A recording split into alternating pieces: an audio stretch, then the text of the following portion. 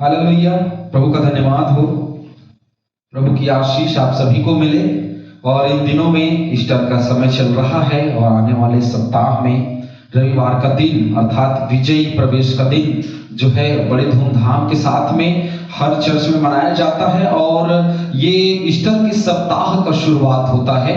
और जैसे कि हम जानते हैं सभी लोग 40 दिन के उपवास को रखते हैं और वो उसमें शामिल होते हैं। तो विजयी प्रवेश एक ऐसी अद्भुत घटना है जिसको बहुतेरे लोग जो मसीही लोग हैं वो जानते हैं, और जो लोग विश्वासी हैं बहुतेरे लोग उसको पहले जान नहीं पाते, उसके महत्व को जान नहीं पाते हैं। लेकिन इसका महत्व मनुष्य के जीवन में बहुत अधिक है, क्योंकि विजयी प्रवेश यह है कि यीशु यरूशलेम में आ रहा है, जिसे हम क्रूस के ऊपर चढ़ाए जाने से पहले खजूर इतवार के रूप में जिसको हम मनाते हैं, इसको खजूर की डाली का पर्व भी कहा जाता है। खजूर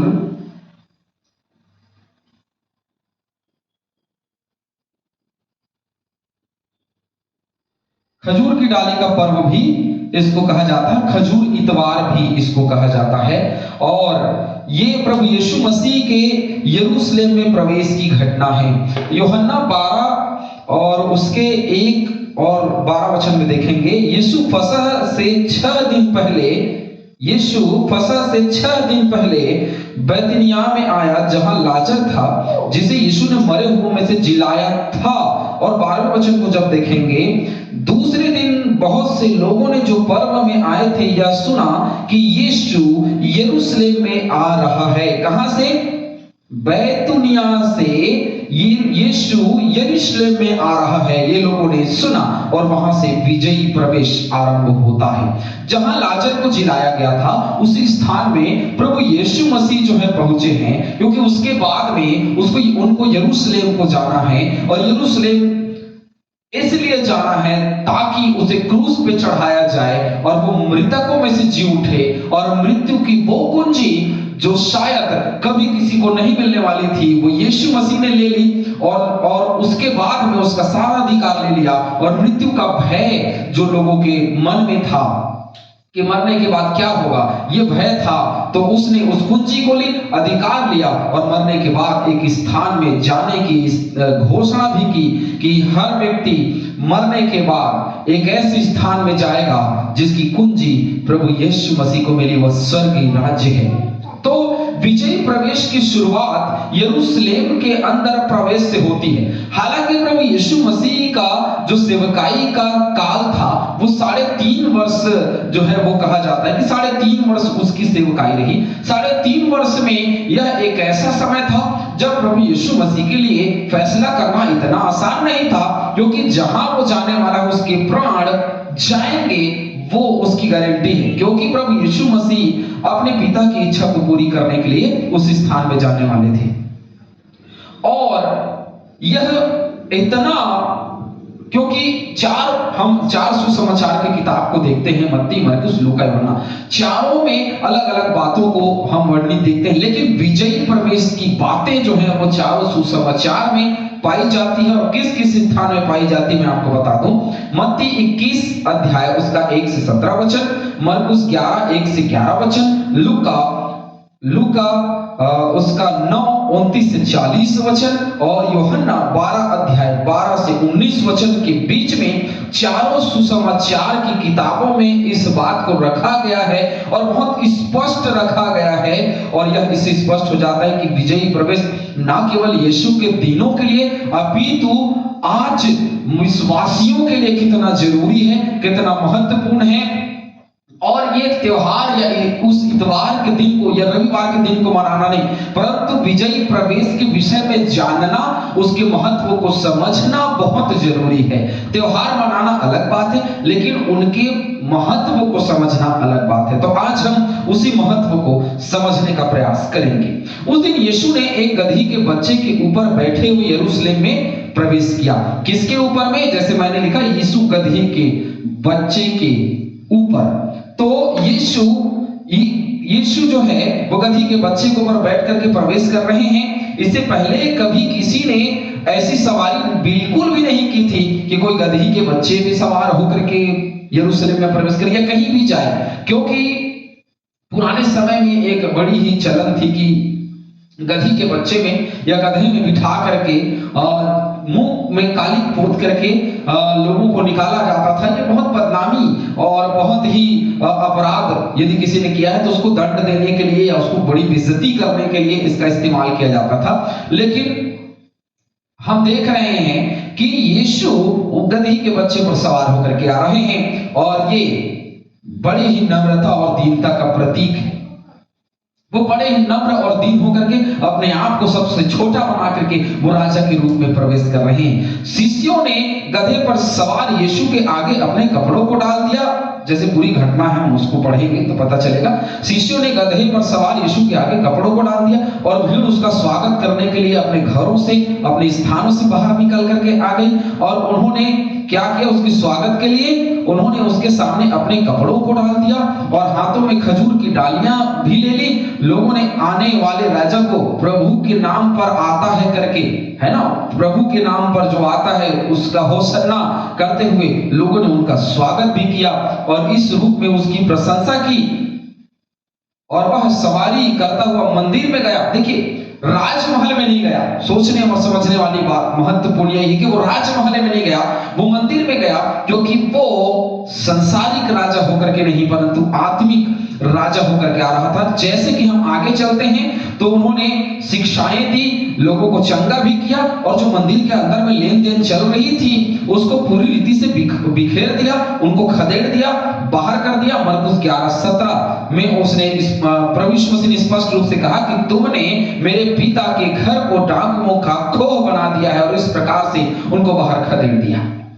यरूशलेम में गधे के ऊपर सवारी करके आने में यीशु का उद्देश्य पुराने नियम की भविष्यवाणी को पूरा करना भी था, क्योंकि जकरिया 9:9 में इस भविष्यवाणी को स्पष्ट रूप से कहा गया है, हे सिय्योन, मूल में सिय्योन की बेटी बहुत ही मगन हो, हे यरूशलेम, मूल में यरूशलेम की बेटी जय जयकार करे, क्योंकि तेरा राजा तेरे पास आएगा, वह धर्मी और उद्धार पाया हुआ है, वह दीन है और गधे पर वरन गदही के बच्चे पर चढ़ा हुआ आएगा। यीशु अपनी राजधानी वाले शहर में एक विजयी राजा के रूप में सवारी करता हुआ आता है और दिन में लोगों के द्वारा इस तरह की प्रशंसा की जाती है। यरूशलेम की सड़कें, राजकीय शहर उसके लिए खुले हुए हैं। एक राजा की तरह वह अपने महल में चढ़ जाता है और वो आ रहा है, क्योंकि उसका जो महल है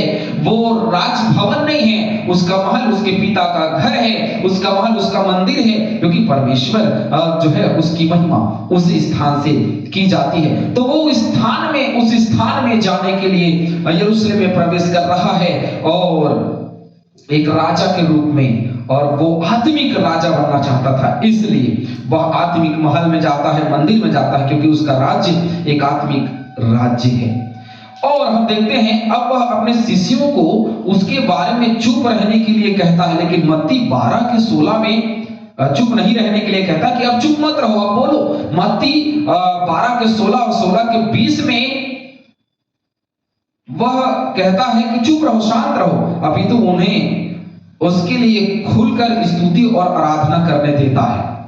कपड़ों का बिछाया जाना राजा को श्रद्धांजलि देने की एक गतिविधि थी उन दिनों में। दूसरा राजा 9:13 जब पढ़ेंगे तो आपको पता चलेगा कि कपड़ों का बिछाया जाना क्या था? श्रद्धांजलि देना, राजा को श्रद्धांजलि देना, क्योंकि यीशु यरूशलेम में क्या करने वाला है? यरूशलेम में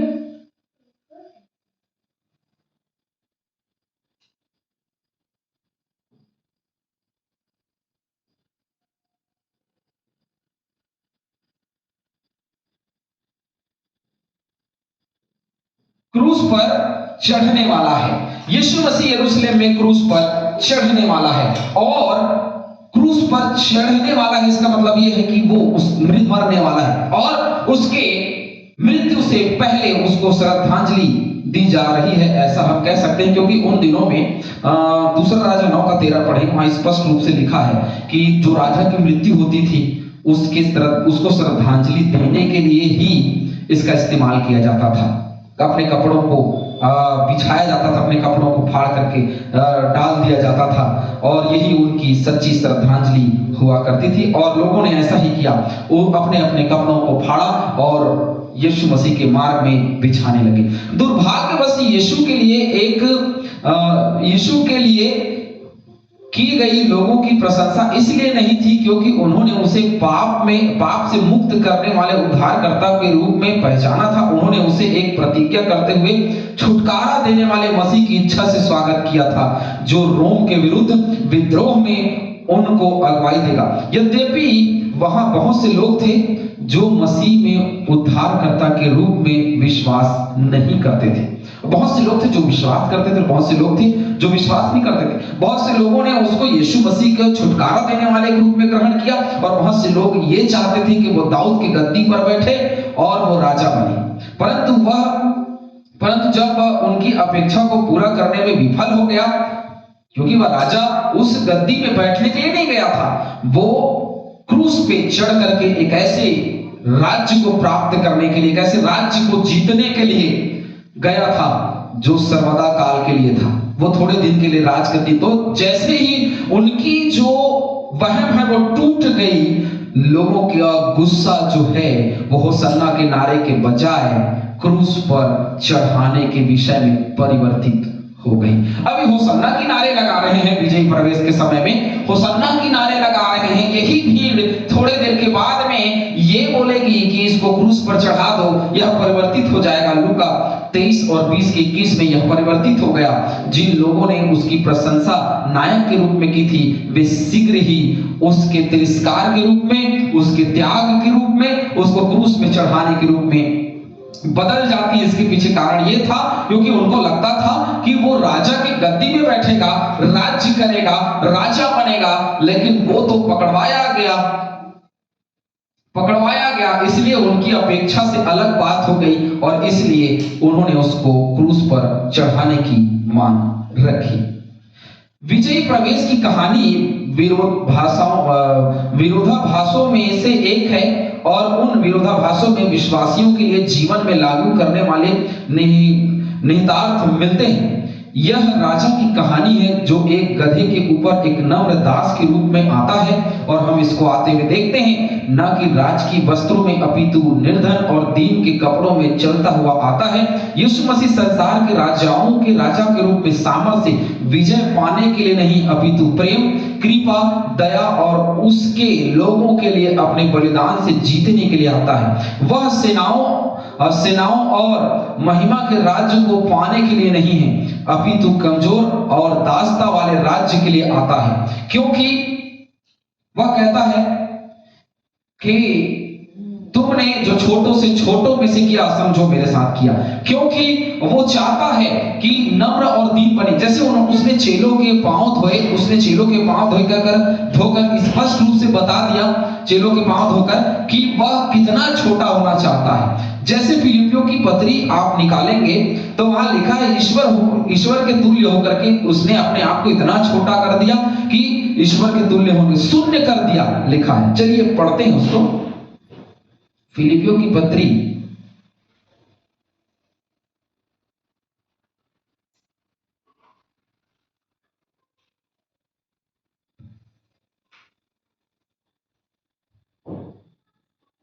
उसका दूसरा अध्याय, और दूसरा अध्याय का 6वें वचन से आगे, जिसने परमेश्वर के स्वरूप में होकर भी परमेश्वर के तुल्य होने को अपने वश में रखने की वस्तु न समझा, वरन अपने आप को ऐसे शून्य कर दिया और दास का स्वरूप धारण किया, और मनुष्य की समानता में हो गया, और मनुष्य के रूप में प्रकट होकर अपने आप को दीन किया, और यहाँ तक आज्ञाकारी रहा कि मृत्यु, हाँ क्रूस की मृत्यु भी सही, और इसलिए सही ताकि हमको शांति मिले। उसकी विजयी प्रवेश हमको शांति देने के लिए थी। उसकी विजयी प्रवेश हमें शांति देने के लिए थी। ये विजयी प्रवेश शांति के लिए थी।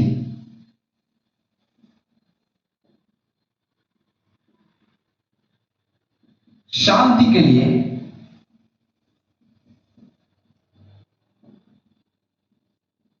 उद्धार के लिए, और बिना बलिदान के उद्धार नहीं होता।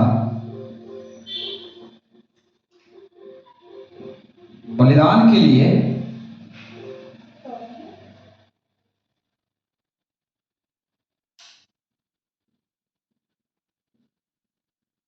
चंगाई के लिए और आत्मिक जीवन के लिए। यदि यीशु आत्मिक जीवन के लिए विजय प्रवेश नहीं करता, यदि संसारिक जीवन के लिए विजय प्रवेश करता, तो सोचिए ना आज हमारे पास शांति होती, ना उद्धार के लिए बलिदान, और ना ही चंगाई, और ना ही हमारा आत्मिक जीवन होता। ये बहुत ही महत्वपूर्ण विषय है। जो विजयी प्रवेश है वो बहुत ही महत्वपूर्ण विषय है। यदि वो वहां नहीं जाता तो ये नहीं होता। यदि वो वहां नहीं जाता तो ये क्रूस पर चढ़ाया नहीं जाता, और क्रूस पर से वो प्रेम, वो दया, वो क्षमा का भाव नहीं निकलता जो 7 वाणियों के रूप में उसके मुख से निकली। वो शिक्षा नहीं निकलती, और उसी शिक्षा के पीछे लोग चलते नहीं, और ना ही ईस्टर का त्योहार होता, और ना ही हम उसके बलिदान के महत्व को समझ पाते।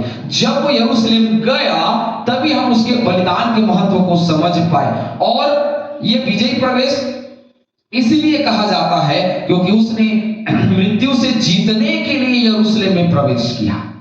किससे? मृत्यु से जीतने के लिए यरूशलेम में प्रवेश विजयी प्रवेश का दूसरा नाम हम कह सकते हैं।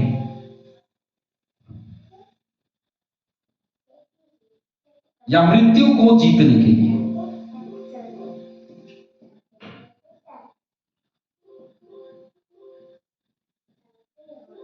मृत्यु को जीतने के लिए यीशु मसीह का विजयी प्रवेश हुआ है।